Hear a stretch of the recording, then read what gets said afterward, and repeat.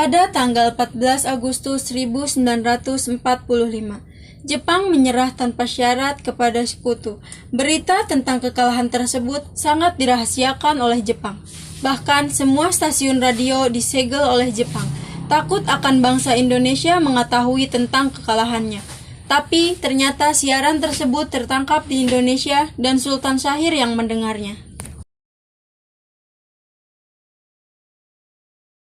Mata suratan hatiku nan merindu, rindu bayangan nan meliputi parasari wajahmu. Mengapa membisu seribu kata, mengapa mendusta seribu. Designated Allied Supreme Commander to accept the surrender of the Japanese. He was met by Lieutenant General Eichelberger, commanding the 8th Army. Beradanya kita di sini berada dan rencana kita menunggu kemerdekaan Indonesia. Api bu, Jepang masih menguasai Indonesia. Tanah putra masih dijajah oleh Jepang. Saudara aku, saya bawa kabar untuk kita semua. Jepang telah menyerah terhadap sekutu. Saya mendengar kabar tadi di radio BBC. Oleh karena itu telah terjadi kosongan di Indonesia. Itu merupakan kabar gembira untuk kita semua. Tapi yang saya bingungkan, Anda berbicara kekosongan kekuasaan. Maksud Anda apa? Jepang telah menyerah terhadap sekutu. Lalu apa yang harus dilakukan terhadap kekosongan kekuasaan ini? Bagaimana kalau kita mengajukan kepada Bung Karno dan Bung Hatta untuk memproklamasikan kemerdekaan Indonesia? Benar itu, Jepang sudah tidak berwenang lagi di Indonesia. Mari kita manfaatkan momen ini. Saya setuju dengan ulasan Tuan, karena inilah waktunya yang tepat untuk memproklamasikan kemerdekaan Indonesia. Dan juga kemerdekaan merupakan hak rakyat yang perlu kita proklamasikan. Oleh karena pergi ke rumah Bung Karno untuk meminta Bung Karno dan Bung Hatta untuk memutuskan segala hubungan dengan pihak Jepang. Bagaimana saudara? Setuju? Setuju! Tapi jangan sampai jadi proklamasikan oleh PKI. Kenapa kau berpendapat demikian, coba? Tapi PKI adalah bidang yang dibuat oleh Jepang. Maka dari itu, mari kita sepakat untuk menolak berbagai hadiah dari Jepang. Kemerdekaan kita lah yang menyusun sendiri. Tepat sekali, kalau begitu kita harus pergi ke kediaman Soekarno untuk menyampaikan kabar ini. Saya dan golongan muda yang lainnya untuk merebutkan kekuasaan Jepang. Keesokan harinya, pada tanggal 15 Agustus 1945, Hairul Saleh Sultan Syahrir, Wikana dan Darwis tiba di kediaman Soekarno di Jalan Pegangsaan Timur nomor 56 Jakarta dengan maksud menyampaikan hasil-hasil keputusan rapat. Assalamualaikum Bung Karno, Bung. Waalaikumsalam, ada apa? Aku apakah ada Bung Karno-nya? Kami ingin bertemu dengannya. Ada, memangnya ada keperluan apa? Kami ada keperluan penting untuk bertemu dengannya. Oh ya sudah, kalau begitu masuk terlebih dahulu.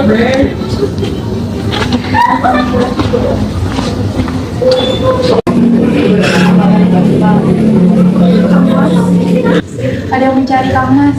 Siapa, Bu? Para pemuda ada hal penting yang ingin dibicarakan. Baiklah, saya akan Kang Mas temui. Tidak apa-apa, dulu saja. Ada masalah apa, saudara-saudaraku?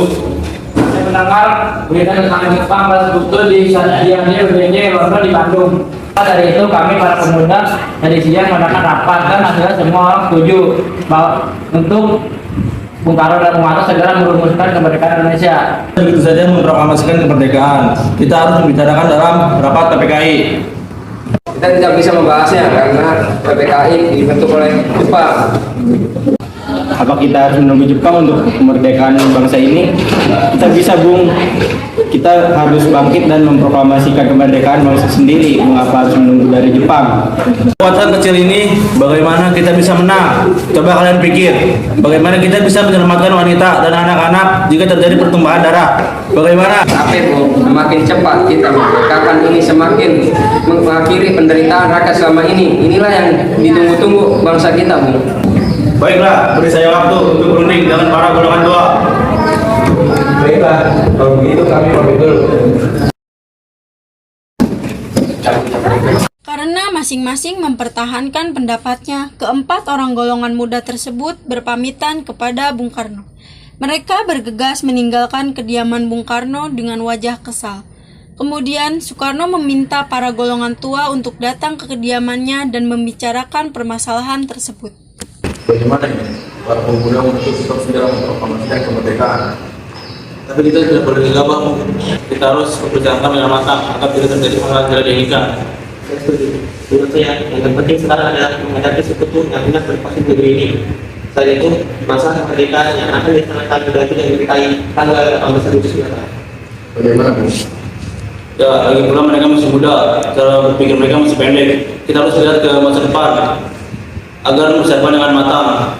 Gimana kalau terjadi hal yang tidak diinginkan? Baik, kita sebut makan.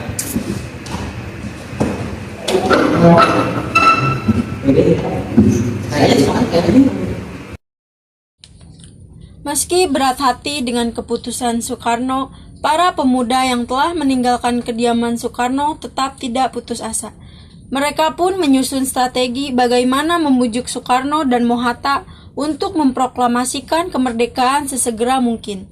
Akhirnya, mereka memutuskan untuk mengasingkan kedua tokoh tersebut ke Rengas Dengklok agar terhindar dari pengaruh Jepang di Jakarta. Apakah ada yang memiliki saran? Bagaimana kita mengasingkan Bung Karno dan Bung Hatta agar mereka jauh dari pengaruh Jepang? Mana akan kita mengasingkan mereka, Bung? Mana jika di Rengas Dengklok, suatu wilayah di Kabupaten Karawang yang memiliki hubungan erat dengan Jaidan di Jakarta? Bagaimana saudara-saudara? Setuju! Itu kita lakukan malam ini. Para pemuda pun menyetujui ide Darwis tersebut. Pada malam hari, Insinyur Soekarno dan Mohatta dibawa oleh sekelompok pemuda menuju Rengas Dengklok. Rombongan ini berangkat dari kediaman Soekarno yang dikawal oleh pasukan peta di bawah pimpinan Darwis.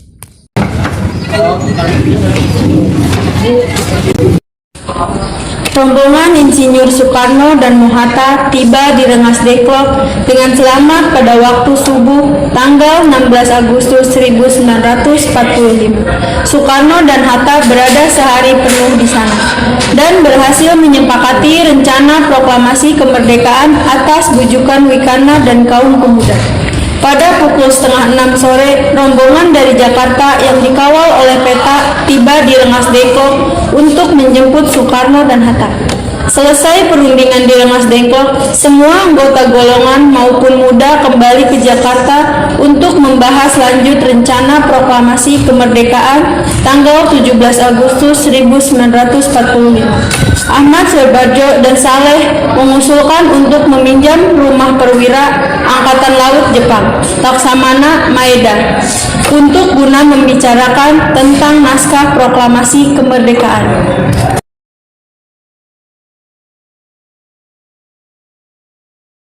Maaf, ada apa ya? Kamu dengan Laksamana. Baiklah, saya panggilkan Bapak dulu. Silakan duduk. Apakah ada buku dan kertas, Laksamana? Oh, sebentar. Tolong ambilkan kertas dan pena.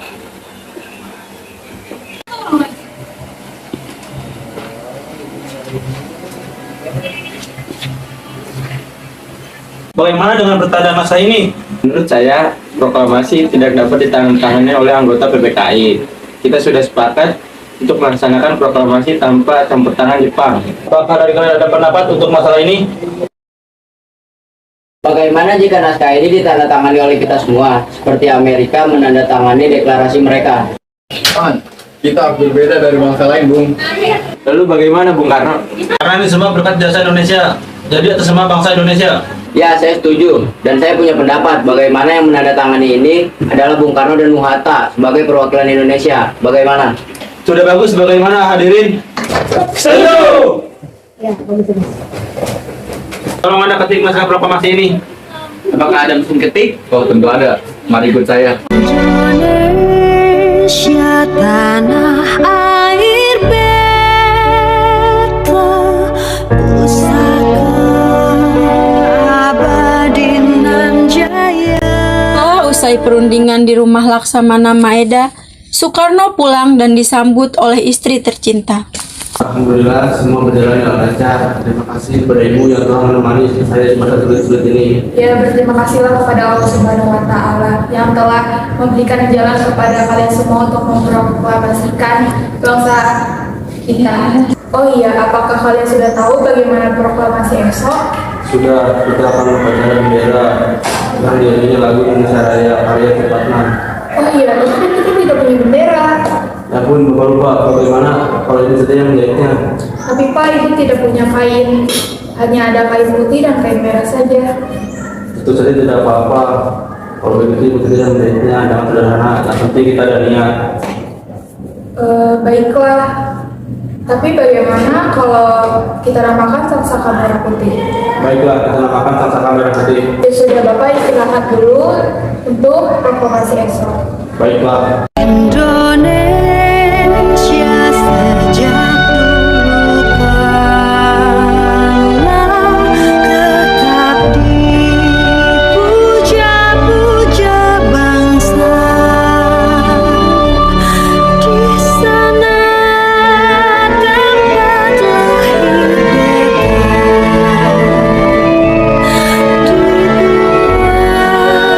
dibesarkan bunda. Tempat berlindung di hari tua sampai akhir menutup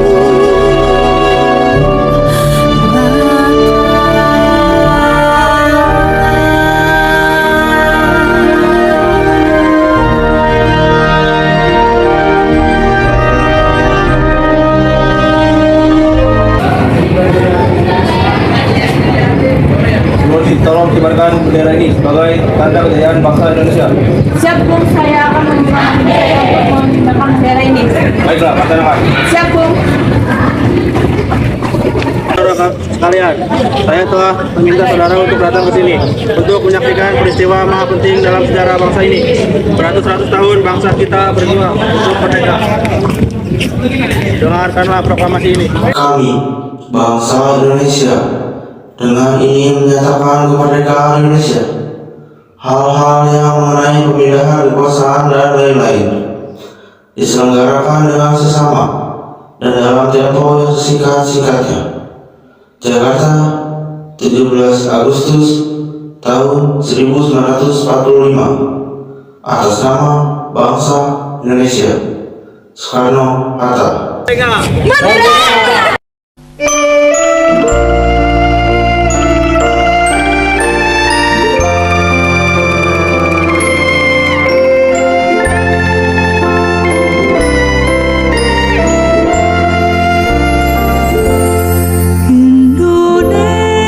Indonesia tanah air beta, pusaka abadi nan jaya.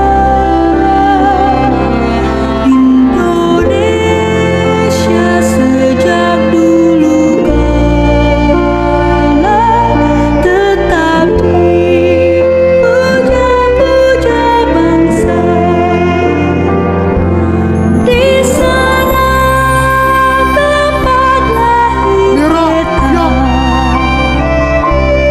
dibuai dibesarkan bunda. Tempat berlindung di hari tua sampai akhir menutup mata. Peristiwa proklamasi tak berlangsung lama. Peristiwa itu telah mengubah segala sendi kehidupan bangsa Indonesia. Peristiwa proklamasi kemerdekaan telah momentum puncak perjuangan bangsa Indonesia. Lika-liku permasalahan berujung pada akhir yang bahagia. Perbedaan pendapat menyatu menjadi suatu kekuatan yang padu, bangsa yang satu, Indonesiaku. Oleh karena itu, kita sebagai generasi penerus bangsa harus berprestasi dalam rangka mengisi kemerdekaan tersebut, bukan malah menodainya. Kita harus harus bisa membalas budi para pejuang tanah air zaman dahulu dengan cara mempertahankan kemerdekaan.